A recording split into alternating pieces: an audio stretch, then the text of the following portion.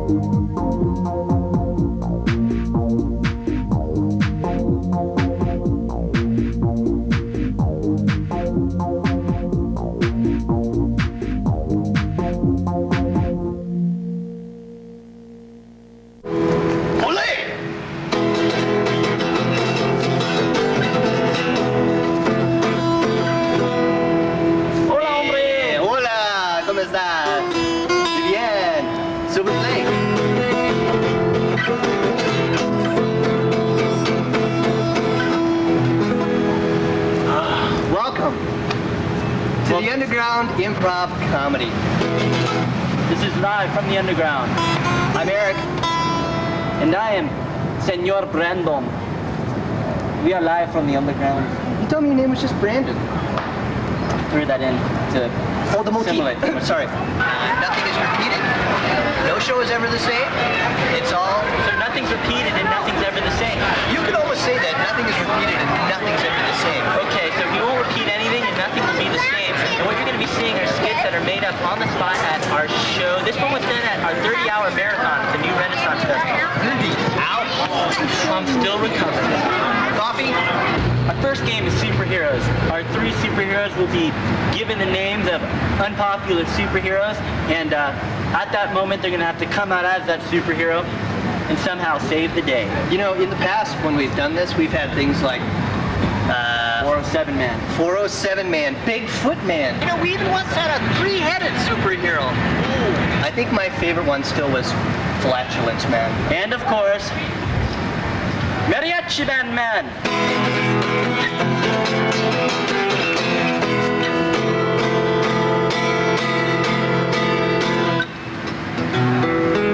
Let's just watch our first skit, okay, Brandon? Superheroes. Look! Up in the sky! It's just a bird.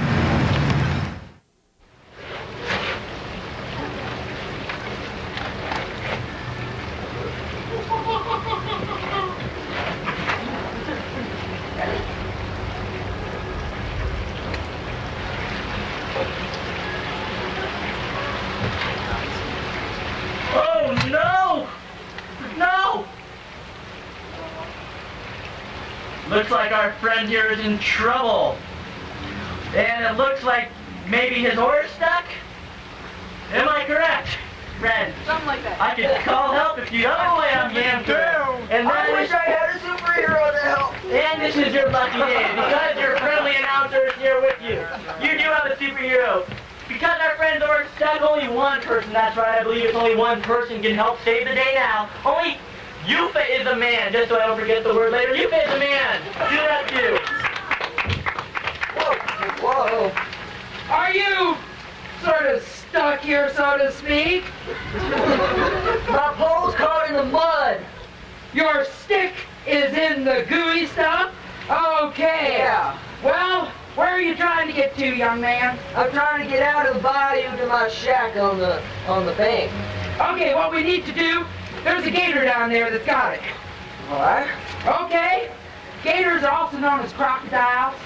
Just so you know that. Okay. God bless this sucker.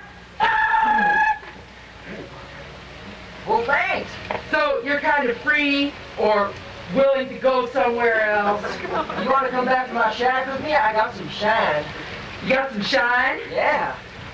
You mean white lightning? Alcohol. Ooh. Sit yourself down there. Okay. I have a humongous splinter. All that happens in the car. It's like a wood thing in me. Oh no! It looks like there's like a wood thing stuck inside Euphemism woman superhero. And as much as I would like to leave Mrs. Euphemism here, I must call help, for that is my job. And there's only one person, that's right, there's only one person that is willing and able to save the day, and that one and only person is Purple Anteater Man. Purple Anteater Man. Careful, it's kind of deep there, but you can walk on water. That's great. Were you on your way to the meeting of the Legion of Swamp Heroes too? I certainly was. I heard this cry and help. Oh, you gotta help me. I seem to have like a small plank up my gluteus. Yeah, and it hurts. It does hurt. Which buttock, the left or the right? We're talking the left flank. Please, hurry. I can take care of this. Is this gonna hurt? Yes! Ah! Swallowed it. Free? I swallowed it. Oh, How'd that much feel? better. That's much better. You're good at this. You know, What can I say? I'm a superhero. maybe if y'all weren't in my boat, maybe we could just kind of take this ashore. What do you think? Got a problem with our being in your boat? No, I don't have a problem. It's afraid we're going to fall Are out. you doing illegal activities here? Things against the law? There we go. I wouldn't fall out of the boat, you know. I never fall out of boats. May I offer you a hand? Look at this, I can rock in this boat, and I never fall out of this boat. Wow, that's She's great. good. What's this? Whoa! Oh, no! I can't swim at all. Like this for a second. Keep her quiet, you know? My time to speak now. See, that Purple Anteater woman has got herself in a little bit of a jam, doesn't it? Yes. And only one person, and as sick as a save as hers was, it's only going to get grosser because the only superhero we have left is Pierce Nippleman.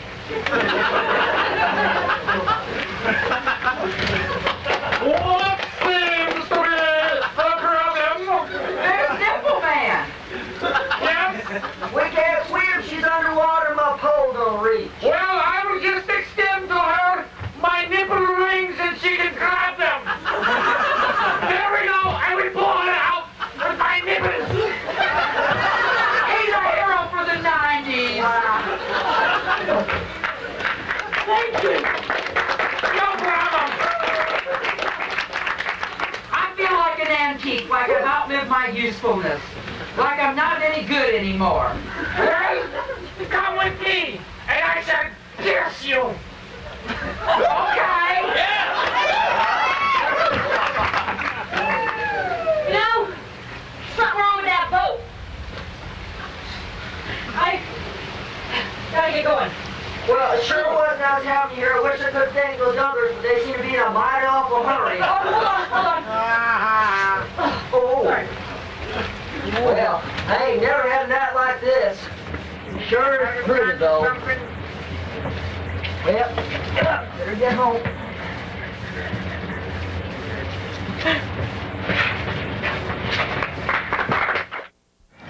Oh, we're back.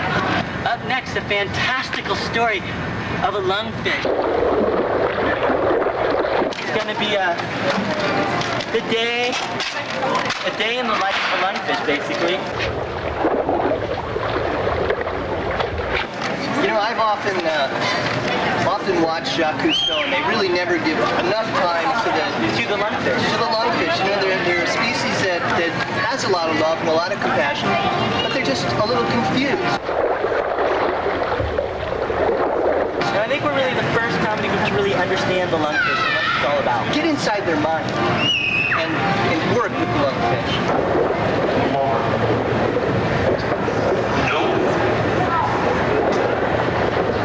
Eric, I need an adjective. Slimy? Yes, that is. And a proper noun.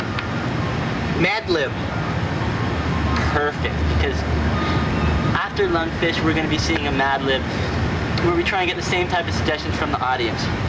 One more, Eric, a verb. Very. Really? That's why Eric's not in the audience.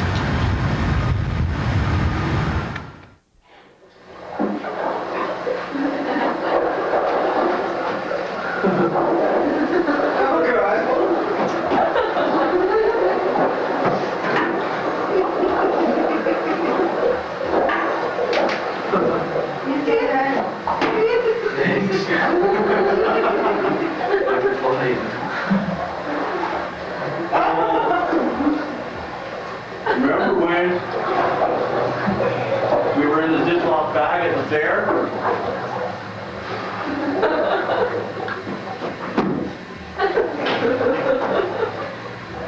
No?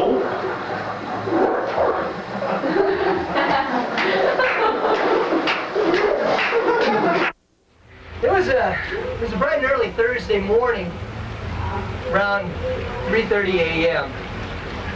Roger Dinkelford was a baker and he had to get in early. He jumped into his old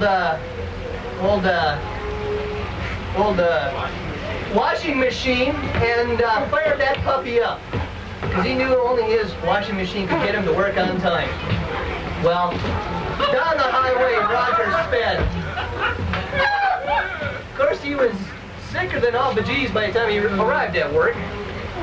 Well, that didn't matter to him because he was a baker, and darn it, he was very prudent about baking the best he could. Well, after a short while of fumbling for his keys and finding his way into the store, Roger had noticed something. Something was amiss in the store. He couldn't quite put his finger on it because there was stuff all over the ceiling! And that's why he couldn't put his finger on it, because it was on the ceiling. Well, that kind of threw him off, but it was dripping everywhere. And he noticed that the bread that he had kneaded the day before was covered with a viscous mass of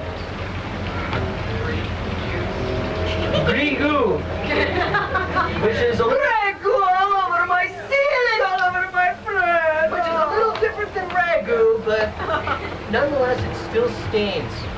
Well, he thought to himself, hey, I might be onto something here. This could be the secret recipe I've been looking for. But it kind of tastes like sheep. It kind of tastes a little like sheep. A little Jewish, maybe. But we all know how friendly and comforting sheep can be, especially when it's cold out. So, Roger got on baking onto this. He baked way into the day, and then way into the evening. He baked hundreds of loaves. Because he knew there was a Renaissance festival coming up, and he wanted to have this sheep bread ready. Because they'll buy anything. Well, he jumped into his washing machine and sped off with his truckload of sheep bread. But little did he know that he had forgotten to...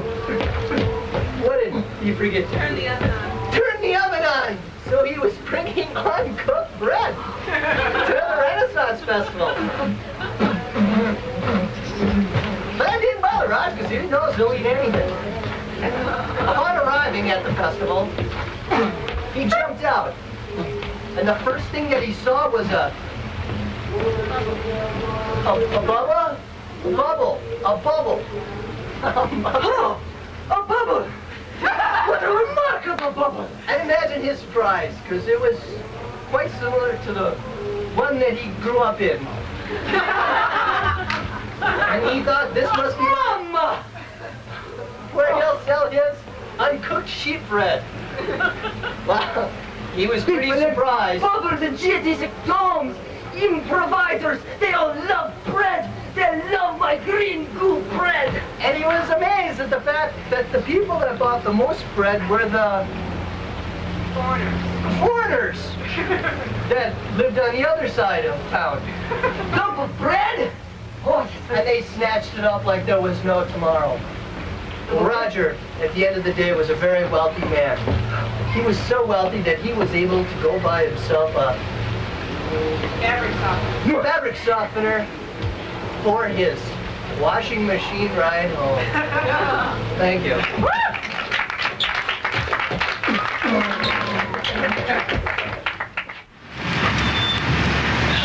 Hi. Hey, welcome back.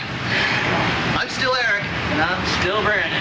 What is next is a job fair. Three players telling us about possible job opportunities in a job fair type format. They're going to be explaining their jobs while a director intercuts them, and the other person continues their job from the last point. I see. So what you're saying is that three people have a job, different jobs, and they work. This is why he never plays this game. Why don't we just take a look and see what happens, man? Okay, let's. The breakfast is ready. Oh, good. It's going to come down to you. You want milk with this? Yeah, it's in the other corner. Oh, I'll get it. Could we get a recap of our applications? Massage therapist. Mortician. Mailman manicure. This is job fair. The thing I love most about the human body is how it becomes a lump of clay in my hands. I like massage therapy. It relaxes people. They just lay on the table, kind of blue, little tag stuck on their toe. You know, you just gotta get them all ready. To soak in the liquid, because that really softens up the cuticles, and that way you're able to press them down. And Lord knows when you're carrying large stacks of envelopes around Your office, the last thing you want to do is go home and try and sleep with crinkled fingers. That's why they come to me. I find that if you trim off the edge very close to the quick, it takes that much longer to come back, and you don't have such a chance. Or regrowth. Especially, you know, dead bodies, their nails grow a little bit longer just for a little while. So they're on the table, you got them all prepped. Longer. Okay, but I charge for that. Anyway, Chuck comes into the office, sits down in the chair, And suddenly dies. so I say, well, what'll it be today? And I give him just a light manicure.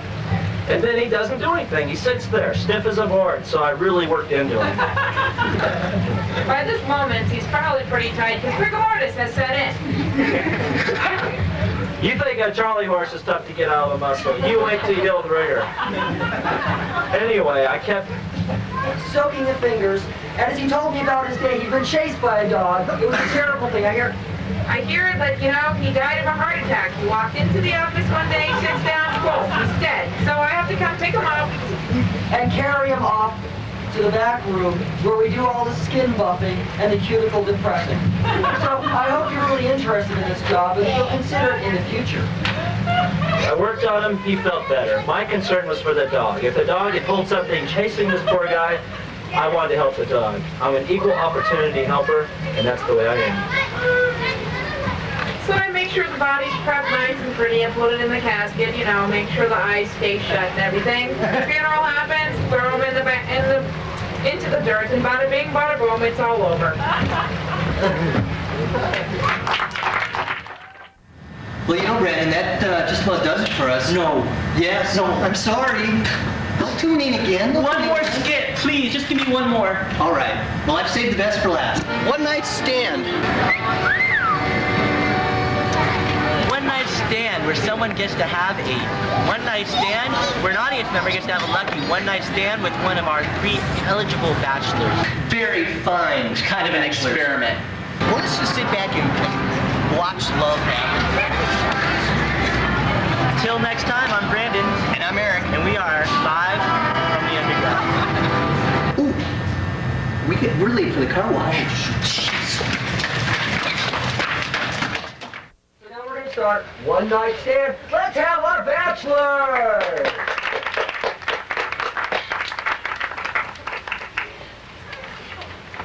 Bachelor number 1 is Hank.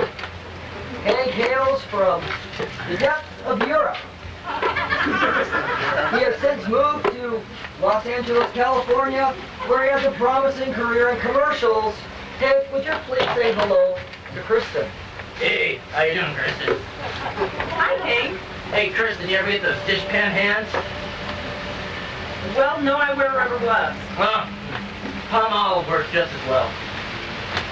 Okay. A promising career. Second bachelor, very eligible bachelor, I might add. Professor Franklin.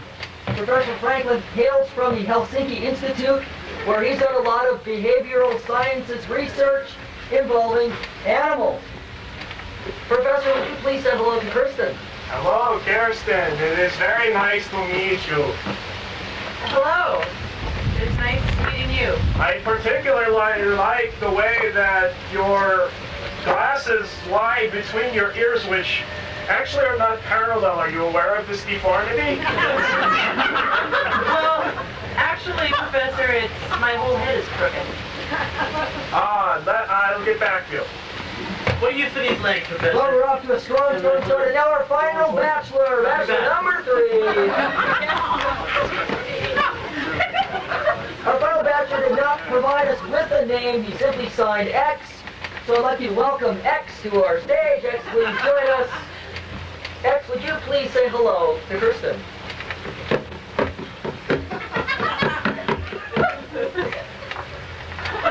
You know, they got stuff now. It's not quite as tight, but it'll still give you that body. You know what I'm saying? My idol is Michael Jackson. He always told me to wear a glove when I play, so... How you doing, baby? Let's make music together. Hello,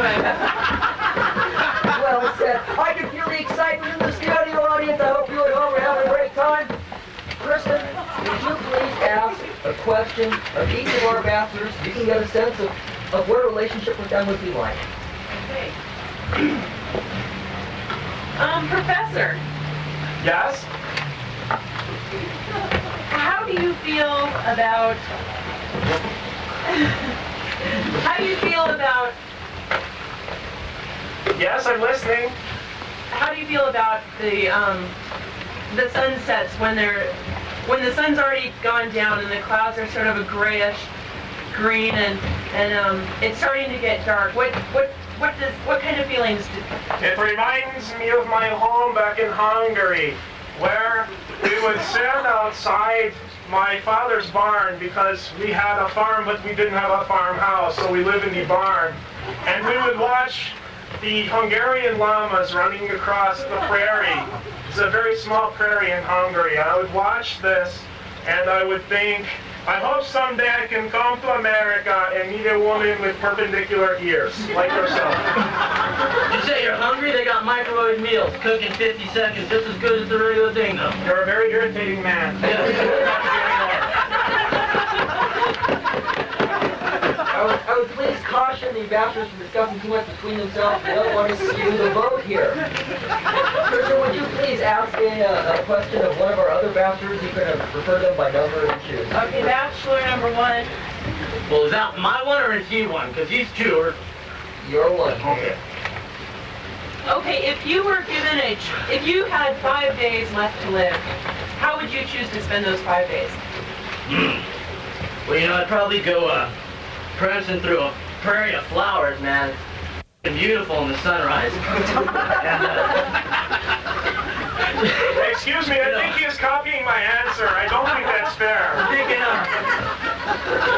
Well, you know, it got me on thinking of sunrise, you know. When you're in the sunrise, they've got this new microwave egg. It's incredible. You put the thing in the microwave, 15 seconds, you got an egg there. You get it, the white separated too. It's microwave. It's incredible. I can tell you about that product later if you like. Kristen, would you please direct a question to bachelor number 3? Okay, X. What type of literature do you like?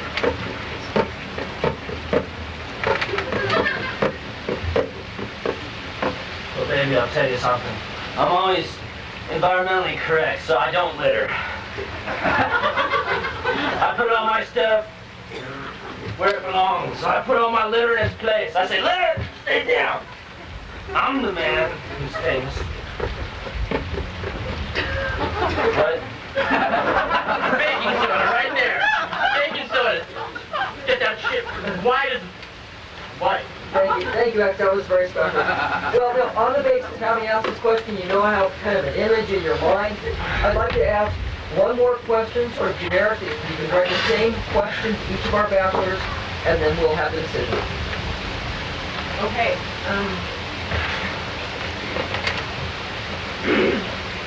Bachelor number 1, what type of music do you like the best? Well, I'll tell you, I really like those, the softies, the 80s, early 80s type of music. Just, great to sit there and clean the kitchen counter to, use some elbow grease there. It's kind of like Doris Day type of sound, if you know what I'm trying to get at there. Kind of makes the sunshine come up for me, if you know what I'm saying. Bachelor number 2, same question. Kirsten, I am very partial to the music of the composers of my homeland, like Smetana and their many operas. And I also like the Rolling Stones. I like the Mitchell. He does those lip things. Oh, I love it. That's just cool. Bachelor number 3, same question. My favorite kind of music is that played from the Nakshol drum in Tanzania. It reminds me of the sound of wind through a hollow log. Just blows me to sleep. It's very relaxing. Well, okay, Kristen, while you have a few moments to make up your mind and think about who you'd like to go on a whirlwind weekend to Las Vegas, Nevada, we'd like to get the audience's opinion. Studio audience, do you think Kristen's best match is bachelor number 1? Bachelor number 2? Or bachelor number 3?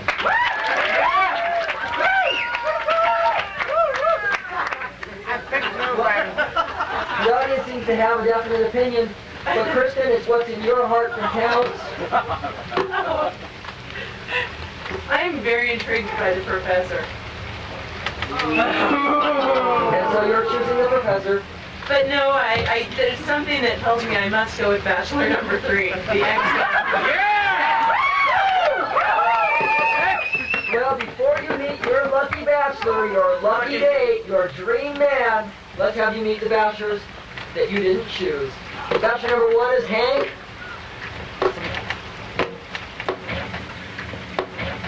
You know that shit that Chrissy from Three's Company's now doing, that butt thing? It really works.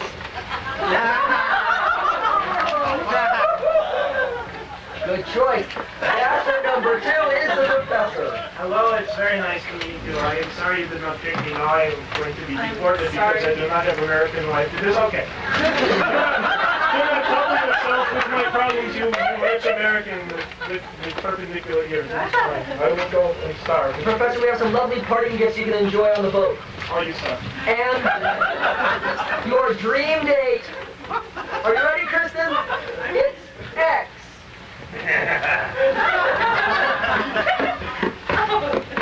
Make a fist, baby.